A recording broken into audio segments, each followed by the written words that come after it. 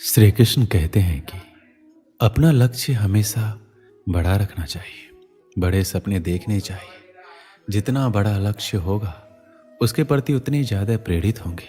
हो सकता है बड़ा लक्ष्य आप हासिल ना भी कर पाए, लेकिन उस बड़े लक्ष्य के पीछे जाते जाते आप बहुत कुछ हासिल कर लेंगे। प्रेरणा आपके बहुत ज़्यादा प्रयास करने से नहीं आएगी। इसके लिए आपको थोड़े से अपने विचार में, सोच में परिवर्तन रखना होगा।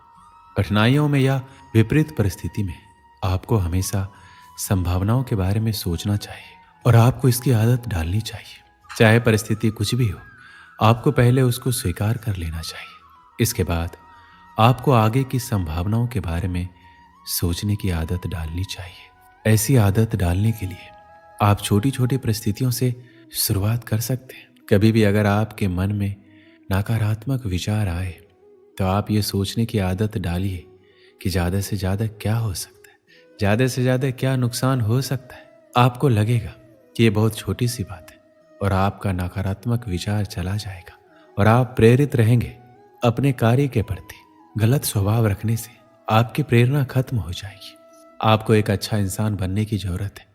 एक अच्छा इंसान बनने से आप हमेशा प्रेरित रहते हैं और गलत इंसान बनने से आपके जीवन में नकारात्मकता बढ़ती जाती है। और ना यकीन हो तो आप खुद करके देख लीजिए।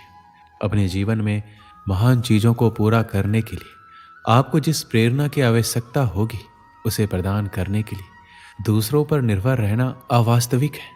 आत्म प्रेरणा एक ऐसी चीज़ है जिसे सीखा जा सकता है यदि आपके पास पहले से नहीं है। प्रेरणा की कमी का सबसे बड़ा कारण है कि कई लोग अपने लक्ष्यों को प्राप्त नहीं कर पाते, जिसके परिणाम स्वरूप खालीपन की भावना पैदा होती है। यहाँ हम आपको भगवान श्री कृष्ण के द्वारा बताए गए सरल तकनीकों के बारे में आपको बताएंगे, जिनका उपयोग आप अपनी आत्म प्रेरणा को बनाए रखने में मदद कर सकते हैं, ताकि आप अपने लिए निर्धारित किसी भी उद्देश्य को लगातार पूरा कर सकें। अपने आप को लगातार याद दिलाना महत्वपूर्ण है कि आप किसी विशेष लक्ष्य या उद्देश्य का पीछा क्यों कर रहे हैं। ये उन लक्ष्यों के लिए विशेष रूप से सच है जिन्हें हासिल करने में दूसरों की तुलना में अधिक समय लग सकता है। बहुत प्रयास करने और वांछित परिणाम ना देखने के बाद प्रेरणा खोना सामान्य है। लाभों के बारे में खुद को याद दिलाना अपनी प्रेरणा को पुनर्जीवित करता है, ताकि आप अपने उद्देश्यों को पूरा करने के लिए करीब जा सकें।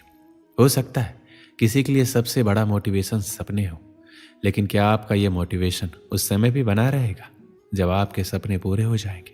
या हो सकता है किसी के लिए सबसे बड़ा मोटिवेशन फेम हो, तो क्या बहुत फेमस हो जाने के बाद वह हमेशा मोटिवेट रहेगा? शायद नहीं। लेकिन मेरे अनुसार सबसे बड़ा मोटिवेशन होता है मृत्यु, जो कोई तत्काल मोटिवेशन नहीं है। अगर हम हमेशा हर दिन इस तरह जी कि कल हम मरने वाले, तो इससे बड़ा मोटिवेशन कुछ नहीं होगा और इस तरह हम हमेशा के लिए मोटिवेट हो सकते हैं। आज की इस भागदौड़ भरी जिंदगी में हर व्यक्ति चाहता है कि हम हमेशा मोटिवेट रहें, अपने लक्ष्यों तक पहुंचे। लेकिन मोटिवेट रहना अपने लक्ष्यों तक पहुंचने और मनचाहा जीवन जीने के सबसे चुनौतीपूर्ण हिस्सों में से एक हो सकता है। क्या आप भी चाहते हैं कि आप प्रतिदिन अधिक प्रेरित महसूस करें, लेकिन सुनिश्चित नहीं है कि उस चिंगारी को वापस कैसे लाया जाए? आप जीवन में चाहे कुछ भी शुरू करना चाहते हो, आप समस्याओं को हल करना चाहते हो, अपनी आदतों को बदलना चाहते हो, एक नई दिनचर्या शुरू करना चाहते हो या कुछ कार्य, सभी के लिए प्रेरणा का उपयोग बहुत ही जरूरी होता है। जब भी आप अपने जीवन में कोई भी कार्य शुरू करना चाहते हैं तो सबसे ज़्यादा जरूरी है अपनी प्रेरणा को बढ़ाने पर ध्यान देना। सबसे पहले आप छोटे और प्राप्त करने योग्य लक्ष्य निर्धारित करें। यदि एक साथ आप बहुत अधिक भार लेने की कोशिश करेंगे तो ये केवल आपको जल्दी छोड़ने का कारण बनेगा। जब आप कोई भी कार्य में विफल होते हैं तो अपने आप को हराना बहुत आसान होता है, लेकिन आपके कार्य की विफलता किस कारण हुई उस पर ध्यान केंद्रित करना आसान होता है। उस समय अपने आप को अपने से पूछने की जरूरत है कि आप कुछ भी ठीक क्यों नहीं कर सकते। इसे अंतिम लक्ष्य तक पहुंचाना इतना कठिन क्यों है? जब आप कोई कार्य शुरू करते हैं तो लक्ष्यों को प्राप्त करना बहुत मुश्किल होता है, लेकिन अपने लक्ष्यों को आसान बनाने के लिए आपको किसी और की आवश्यकता भी जरूरी है। अपने मोटिवेशन के स्तर को बढ़ाने के लिए कभी कभी बाहरी प्रभावों की आवश्यकता होती है, ताकि आप नियंत्रण में रह सकें और आगे बढ़ सकें। जब भी आप कोई लक्ष्य निर्धारित करें तो अपने किसी मित्र या पारिवारिक सदस्य को बताएं जिस पर आप अपने लक्ष्यों के बारे में भरोसा करते हैं, ताकि वो आपको जवाबदेह ठहरा सके और आपको सही रास्ते पर रख सके। कुछ दिन के लिए दूसरों की तुलना में मोटिवेट रहना थोड़ा कठिन होगा, लेकिन जब आपको कोई अपना आपके लक्ष्य के बारे में बताए जिससे आपको अपना लक्ष्य प्राप्त करना सरल हो सकता है। कुछ समय पहले की बात है, एक दुकानदार जिन्होंने एक अगरबत्ती की दुकान खोली। राम प्रसाद जी हर रोज की तरह घर से निकले अपनी दुकान पर जाने के लिए। उन्होंने सुगंधित एवं बेस्ट क्वालिटी की अगरबत्तियां अपने यहाँ मंगाई और बहुत अच्छे से अपनी दुकान पर सजाई हुई थी। राम प्रसाद जी एक नरम किस्म के व्यक्ति थे। उनका व्यवहार भी अपने ग्राहक के साथ बहुत अच्छा था। उनका नरम स्वभाव के कारण और उनके यहाँ की अगरबत्तियों की क्वालिटी के कारण धीरे धीरे उनकी दुकान जम गई। उनके यहाँ हर रोज अच्छी बिक्री होने लगी और उन्हें अच्छा खासा मुनाफा भी होने लगा। सब कुछ बहुत अच्छे से चल रहा था। सेठ जी दुकान की कमाई से बहुत खुश थे। अपनी दुकान के बाहर उन्होंने एक बड़ा सा बोर्ड लगवाया हुआ था। उसमें लिखा हुआ था, हमारे यहाँ सुगंधित अगरबत्तियां मिलती है। एक दिन एक ग्राहक आया, उसने वो बोर्ड पढ़ा और बोलने लगा, सेठ जी मुझे इस बोर्ड में कुछ गड़बड़ी लग रही है। सेठ जी भोले वाले थे, पूछने लगे, क्या हो गया, आपको क्या गड़बड़ी लगी? मैंने तो वही लिखवाया है जो मैं यहाँ बेचता हूँ, इसमें क्या गलत है? जवाब में उस ग्राहक ने कहा कि आपने लिखवाया है कि हमारे यहाँ सुगंधित अगरबत्तियां मिलती है, तो आप मुझे बताइए कि आपने कहाँ सुना है कि अगरबत्तियां दुर्गंधित होती है? अगरबत्तियां तो सुगंधित ही होती है, इसलिए आपने जो लिखवाया है हमारे यहाँ सुगंधित अगरबत्तियां मिलती है, इसमें से सुगंधित हटवा दीजिए। बेचारे सेठ जी भी भोले वाले इंसान थे। उस ग्राहक की बात में सेठ जी आ गए और सोचने लगे कि बात तो सही कह रहे हैं। उसने बोर्ड से सुगंधित शब्द हटवा दिया। अब उसके बोर्ड पे लिखा हुआ था, हमारे यहाँ अगरबत्तियां मिलती है। फिर सब कुछ ठीक चल रहा था। अभी भी दुकान अच्छा खासा मुनाफा कमा रही थी। कुछ समय के बाद एक और सज्जन आए। उन्होंने बोर्ड को पढ़ा तो अपना ज्ञान देने लगे। सेठ जी, आपके बोर्ड में कुछ गड़बड़ी लग रही है। तो सेठ जी अब इस बार उस ग्राहक की बात को भी गौर से सुनने लगे। उन सज्जन ने अपनी राय रखते हुए बोला, सेठ जी आपने लिखवाया हुआ है कि हमारे यहाँ अगरबत्ती मिलती है, तो इसमें हमारे यहाँ का क्या मतलब है? अगरबत्ती की दुकान आपकी ही तो है, आपके यहाँ ही तो मिलेगी, और किसके यहाँ मिलेगी? ये जो दो शब्द है ये कुछ जम नहीं रहे। मेरा मानिए तो इन दोनों शब्दों को हटा दीजिए। अब इस बार सेठ जी भी सोच में पड़ गए। सोचने लगे, बात तो ये सही कह रहे हैं, सिर्फ हमारा दुकान ही तो है, हमारे यहाँ लिखवाने का मतलब क्या बनता है? अब इस बार फिर उन्होंने पेंटर को बुलवाया और बोर्ड पर से हमारे यहाँ शब्द हटवा दिया। अब उस बोर्ड पर केवल अगरबत्तियां मिलती है यही लिखा हुआ था। कुछ 15-20 दिन बीते होंगे कि एक और ग्राहक आए और बोर्ड को देखकर अपनी राय देने लगे कि सेठ जी अगरबत्तियां मिलती है क्यों लिखवाया है?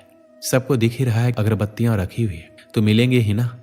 ऐसा तो नहीं है कि नहीं मिलेगी, तो ये लिखवाने का क्या मतलब? मेरी मानिए तो इन दोनों शब्दों को हटा दीजिए। सेठ जी ने फिर से पेंटर को बुलवाया और उन दो शब्दों को भी हटवा दिया। अब वहां सिर्फ अगरबत्तियां ही लिखा हुआ था। 1-2 महीने ही बीते थे। एक दिन एक और सज्जन पुरुष आए और बोर्ड देखकर कहने लगे, साहब आपने इस पर अगरबत्तियां क्यों लिखवाया हुआ है? सबको दिख ही रहा है अगरबत्तियों की दुकान है, तो अगरबत्तियां ही मिलेगी, मोमबत्तियां तो मिलेगी नहीं, तो ये क्यों लिखवाया हुआ है? मुझे तो ये कुछ जम नहीं रहा है, इसे हटवा क्यों नहीं देते? लिहाजा फिर से पेंटर को बुलाया गया और अब अगरबत्तियां शब्द को भी हटवा दिया गया। अब बोर्ड पर कुछ नहीं लिखा था, बिल्कुल खाली हो गया था वो बोर्ड। कुछ महीने बीते। अब धीरे धीरे उनका धंधा मंदा होने लगा, बिक्री कम होने लगी। सेठ जी कुछ समझ नहीं पा रहे थे ऐसा क्यों हो रहा है। अभी तक तो सब कुछ ठीक चल रहा था, फिर ये अचानक बिक्री कम क्यों होने लगी? कुछ समय बाद सेठ जी का एक बहुत ही पुराना दोस्त था, वो आया। दुकान पर ऐसे ही बात चलने लगी तो चलते चलते बात काम धंधे के ऊपर चलने लगी। सेठ जी ने बताया कि कुछ समय से काम धंधा ठीक नहीं चल रहा है, बिक्री बहुत कम हो गई है, पर वजह समझ नहीं आ रहा है। तो सेठ जी का दोस्त दुकान के बाहर गए और दुकान को चारों तरफ से देखने लगे। अचानक से उनके दोस्त की नज़र उस बोर्ड के ऊपर गई। उस बोर्ड को देखकर वो हैरान रह गए। दौड़ के वो सेठ जी के पास आए और बोलने लगे, अरे ये क्या कर रखा है तुमने? बेवकूफ़ हो क्या? तुमने जो इतना बड़ा बोर्ड खाली छोड़ रखा है उस पर कुछ नहीं लिखवाया। तुम्हें कुछ लिखवाना चाहिए जिससे तुम्हारी पहचान बने। तुम उस बोर्ड पर लिखवाओ कि हमारे यहाँ सुगंधित अगरबत्तियाँ मिलती है, फिर देखना कि दुकान कैसे चलेगी। इधर सेठ जी के दोस्त ने यह बात कही, उधर सेठ जी का दिमाग ठनका कि कैसे सबकी राय लेते लेते उन्होंने अपना ही नुकसान करवा लिया। अब सेठ जी को अच्छे से समझ आ गया था कि उनकी गलती थी कि कैसे वो सबकी राय लेते चले गए और अपना ही नुकसान करवा लिया। इस कहानी से हमें क्या सीख मिलती है? अगर आप सबकी राय लेते जाएंगे तो कहीं आपकी अपनी राय का धंधा मंदा ना बढ़ जाए। जब तक आप डरते रहेंगे, दूसरों की राय लेते रहेंगे, तब तक आप अपनी ज़िंदगी के फैसले नहीं कर पाएंगे। तो इसलिए दूसरों की राय से ज़्यादा खुद के फैसले पर भरोसा करें और आगे बढ़ें। दोस्तों, इस वीडियो में बस इतना ही। मिलते हैं अगले वीडियो में। अपना ख्याल रखिएगा। जय श्री कृष्ण।